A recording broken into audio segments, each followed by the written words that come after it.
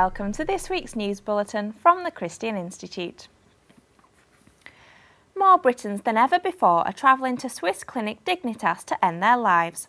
It's raised fresh concerns that assisted suicide is effectively being legalised, with the police failing to fully investigate the deaths.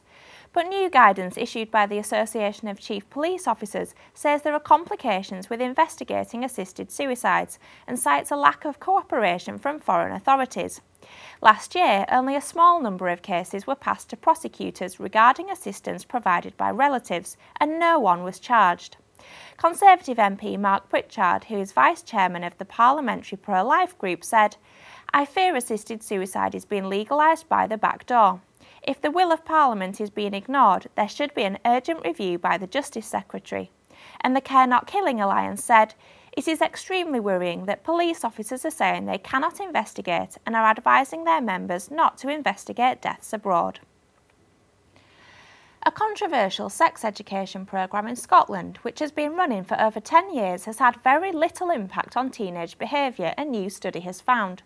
The research conducted at Edinburgh Napier University found that the NHS-run Healthy Respect scheme, which provides condoms to teenagers, had not increased their willingness to use them.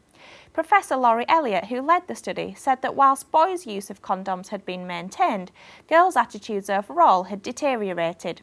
The scheme has repeatedly been labelled a failure since it was first introduced in 2001 and was closed in 2008. It was replaced by a similar scheme called Healthy Respect 2, which also came under fire for having limited beneficial impact. Staying in Scotland, a police chaplain in Strathclyde has been removed from his post because he doesn't agree with gay marriage. Reverend Brian Ross has told MPs he was ousted after he wrote a blog arguing that marriage should stay as it is.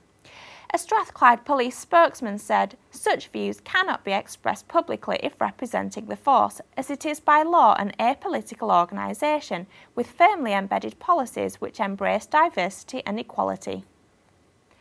Meanwhile, Deputy First Minister of Scotland Nicola Sturgeon has been warned that she is at risk of losing her Glasgow Southside seat at the next election. Adil Bhatti, a former member of the SNP's National Council, has said that most Roman Catholics and Muslims would not vote for her if her party continues to press ahead with its plans to redefine marriage. Until her party's last cabinet reshuffle, Nicola Sturgeon was spearheading the SNP's plans to introduce same-sex marriage in Scotland. And international news giant Thomson Reuters, which runs the Reuters news agency, has expressed its support for the UK government's plans to redefine marriage. In a blog post, the company praised the recent vote in favour of same-sex marriage, saying, "Thomson Reuters applauds the latest passage of the bill and encourages its completion through the legislative process." It added that supporting gay marriage is consistent with our diversity and inclusion policies and agenda.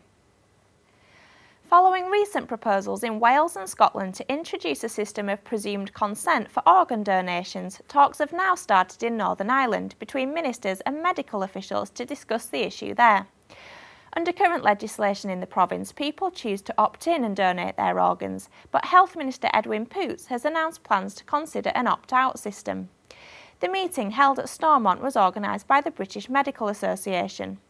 The BMA came under fire last year for proposing that brain-dead patients should be kept alive so that their organs could be harvested for transplant. A senior family lawyer has said that politicians are too frightened to admit family breakdown is causing major damage in society. Baroness Deach made the comments at a meeting of the Marriage Foundation, a group that aims to reverse the trend of marital breakdown. She said, "We live in a world where we are admonished to take exercise, eat healthily, wear a cycle helmet, study the side of the package, stop smoking, recycle, combat global warming, brush our teeth, control our drinking habits and have health checks." But she added that when it comes to absent fathers, there is a conspiracy of silence. Politicians fear to address it, for they themselves or their constituents may be implicated. And finally, 250,000 military Bible sticks are set to be deployed overseas for use by US chaplains and troops. The devices contain an MP3 audio copy of the New Testament, and each Bible stick comes ready for use in the field. Faith Comes by Hearing initiated the outreach project a few years ago at the request of a handful of active Marines and chaplains serving in Iraq and Afghanistan. They now plan to ship the 250,000 units free of charge to chaplains serving every branch of the military for distribution to troops in pre-deployment briefings, counselling sessions, Bible studies, weekly chapels and on direct request from service members.